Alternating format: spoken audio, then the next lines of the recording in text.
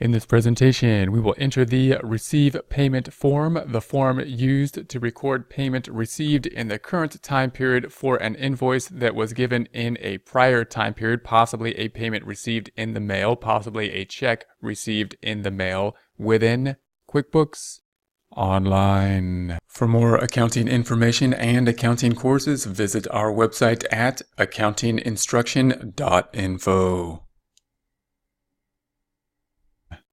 Here we are in our Get Great Guitars file. Let's take a look at what we are planning to do in a couple different ways. One, by selecting this plus item up top, and we want to go over to the customer section. What we've done in the past is enter an invoice. So we've done product or service, we gave goods or services, we sent an invoice expecting to receive payment in the future.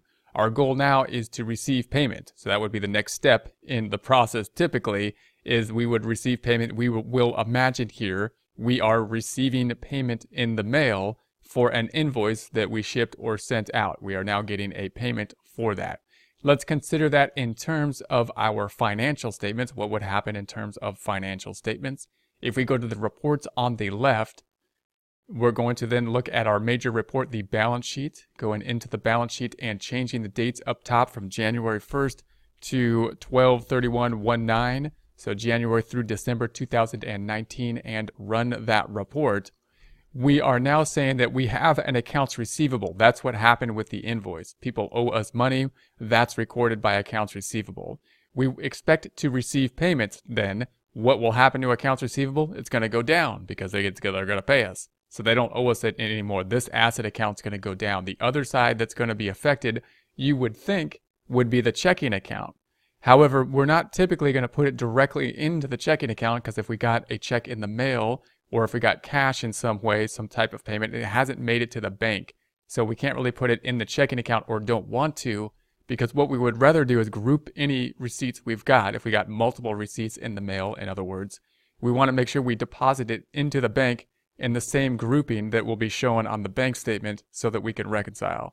Typically, what's used is an account called Undeposited Funds then, to represent us holding on to checks or cash that will then go to the bank with later. So if we're running our shop, our store, then we might have a cash register where we have cash in it. We might be making sales and receiving cash and using sales receipts to record those receipts of cash. And we might also be receiving payments in the mail that we would receive checks from, multiple checks. So what we want to do as we record that information is put it into undeposited funds and then go to the bank, deposit them all at one time, showing one deposit into the bank as it will be seen on the bank statement. And then when we compare our books to the bank statement, it will tie out. We'll be able to see exactly what that deposit is consisting of. That's going to be our plan here. So let's go back and also note there's no effect on the income statement, profit and loss. Why? Because we already recorded income when we sent the invoice. So we sent the invoice, we recorded the sale then when we did the work. Now we're just recording the payment received. All right, so we're going to go up top to this plus icon. We're going to say that the invoice went out. Now we're going to say receiving payment. We're imagining payment being received in the mail. We're getting a check in the mail from a customer, and we're saying, I hope there's a check in there because this person owes us money. And yes, it is a check and they're paying us. This is going to be from Anderson Guitars. So we're going to say Anderson Guitars. We'll select the drop down. There's Anderson. We can also just type in Anderson and it'll start to auto populate. So we'll select the appropriate item. Once we do so, you'll note some things will pop up down here. This is the system saying, hey, Anderson, we've got a few outstanding invoices, 1001 and 1004 related to Anderson. That's the beauty of QuickBooks being able to help us out with that, being able to help populate this for us. We're going to say the date will be the 12th, so we'll keep the 12th up top. Then the payment method, we're imagining we're going to get a check. That will be a check in the mail. So the standard, we sent out the invoice, we expect to receive a check in the mail. We now got the check in the mail. We're going to say check. Reference number, you don't need to have it, but if you have the check number, you can put the check number. It's not our check number, it's the check of the check we received from the customer. It's going to, now what it has here is the default is the checking account. Again, we may want to keep that if we only receive a couple deposits and we deposit them into the bank as we get them. However, if we're going to group the deposits and then go to the bank, if we're grouping sales during the day and then going to the bank, we may want to use the undeposited funds in order to get that grouping all lined up. So that's what we're going to use here, the undeposited funds. Also want to use this because this is one of the more confusing areas for QuickBooks users. New users to QuickBooks, even those who have accounting backgrounds, don't really have experience with this idea of an undeposited funds, and it does have its usefulnesses.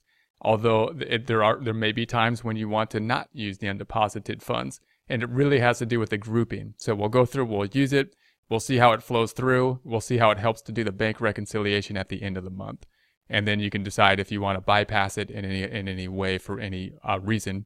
And then we'll go down and we're going to say that we want to apply out this invoice. So if we check it, it'll say there's the 5,000 and it populated the amount automatically. So it's going to assume that's what we got. Now, if we got a different amount, we can change this amount to something other than 5,000, and it'll then say that we still have something outstanding that needs to be applied to this invoice. If we got paid the full amount, like we're going to say here, then it's going to populate the full amount. That's the amount applied, and there's 0 left that needs to be applied. It's being paid in full. Then we'll go down below. We won't print this one. We'll go down below and we'll say save and close. So we're going to say save and close. And then let's see what happened to our reports. It took me back to the balance sheet. So that's where we want to be. The balance sheet, if you're not there, we want to be on the balance sheet January 1st to December 31st. I'm going to put this 12/31/19 and run that report. Then down here, we're going to say it's not in the checking account, even though we got a check. We got cash, we got paid. It didn't go to the checking account yet. We didn't go to the bank yet. Where we put it is this new account that has now appeared. It was given to us from the chart of accounts from QuickBooks, but we hadn't yet populated it with any information. There's the 5,000 undeposited funds. Note that this account is kind of like a cash account. You would think it might belong up in the cash accounts, but up here in cash, QuickBooks doesn't call these cash accounts, they call them bank accounts. And it's not a bank account, obviously, it's just us holding on to a bunch of checks. So QuickBooks couldn't really put this up here. If we were to make a balance sheet, in other words, of our cash and cash equivalents, normally the checks we're holding on to would be part of cash. But QuickBooks is not giving us cash. The type of account is a bank account so that it could calculate and format the bank accounts separately than other accounts. So that's one reason that the undeposited funds is down here. It's an other current asset, even though it's in essence cash that we haven't yet put into the bank yet. So just be aware of that. If you had something in undeposited funds and you wanted to make a formal balance sheet, then it's probably the case that you would take this undeposited funds if they are legitimate and increase the cash account, which would include the checking account and any savings accounts typically. If you have anything in this undeposited funds and it doesn't represent checks that you're holding on to or cash that you're holding on to or some type of liquid currency, money we're holding on to, then there's a problem. There's a problem here, and that's often the case. People have problems with this kind of step between undeposited funds. This should represent money that we're holding on to we haven't gone to the bank yet with. If we select it, we're going to say there's the 5,000 and here is the payment. That payment is a form to QuickBooks. It's a type of form. We don't really give it to anybody, but it's a form within QuickBooks. It's the thing that drives this journal entry. It's the data input form that will drive this data input in this journal entry so that we don't need to know debits and credits or anything like that. So then if we select the 5,000, there is, once again, the receive payment form. Closing this back out, going back to our report, the balance sheet, where's the other side of this? The undeposited fund is going up and the accounts receivable, what people owe us, is going down. If we select then the accounts receivable, they no longer owe us the accounts receivable because they paid us. Then we have in the receivable, this will always be the case. Receivable should basically have invoices and then payment. That's it. That's what the accounts receivable has. It's gonna go up and then it's gonna go down. Now it went a little out of order here because this 5,000 is part of the beginning balance. It was part of this beginning number. So we didn't enter the invoice related to that 5,000. Anderson owed us money before we started the transactions. But later on, we're going to have payments, hopefully, for this 430 and this 399, increasing the receivable, then getting paid for that invoice that's sent out. Invoice, then payment. If we select that 5,000, there, of course, once again, is our invoice. Then if we close this back out, we're then going to just check the accounts receivable, the AR by customer, accounts receivable by customer, seeing that payment by customer. To do that, I'm going to create another tab up top so that we can compare between, this is the master form, the financial statement, this is the financial statement, and then another document, another report. I would call the others reports, and this basically the financials. So we're going to right click on this and we're going to duplicate it. And then since it's called the balance sheet, it's going to say balance sheet. I'm going to pull this one to the right. And then let's add our other report. We're going to go to the reports on the side. Check out the other report affected, which is who owes you. It's in the who owes you area. And that's who owes us money. And we're going to go down to the customer balance detail. So customer balance detail and the who owes you. We see then under Anderson Guitars, we don't have the invoice or the payment. It's been applied out. It's been fully applied, and therefore it's gone. And we only have this invoice of the $430.50. If we add up all of them, we're at $16,329.50. If we then go back to the balance sheet, we're going to say there's the $16,329.50. So that report should always match up with the master report, with the balance sheet, with the financial statement. Now, if you want to see the invoice and the related payment, then that could be useful. So we could say, go back to our detail on the right side. We'll keep our balance sheet tab open. And then we're going to go to the sales on the left. Then we're going to go to customers. So if we select the customers, and then we're selecting Anderson. So Anderson is the detail that we would like to see. We'll see our balances.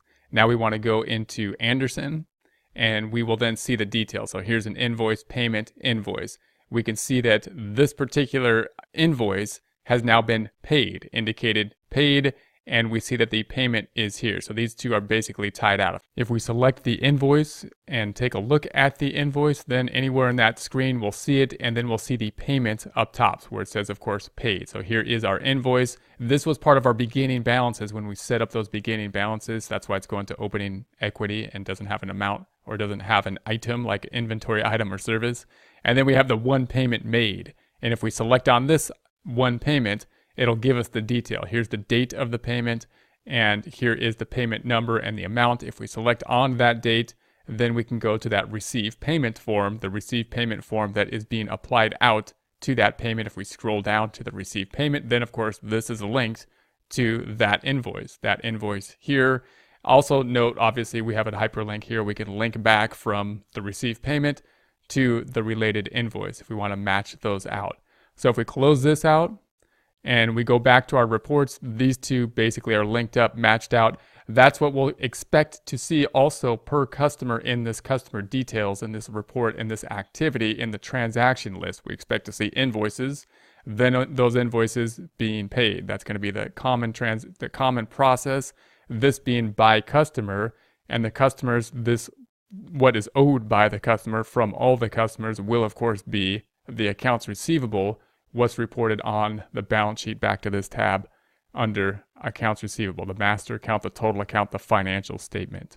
For more accounting information and accounting courses, visit our website at accountinginstruction.info.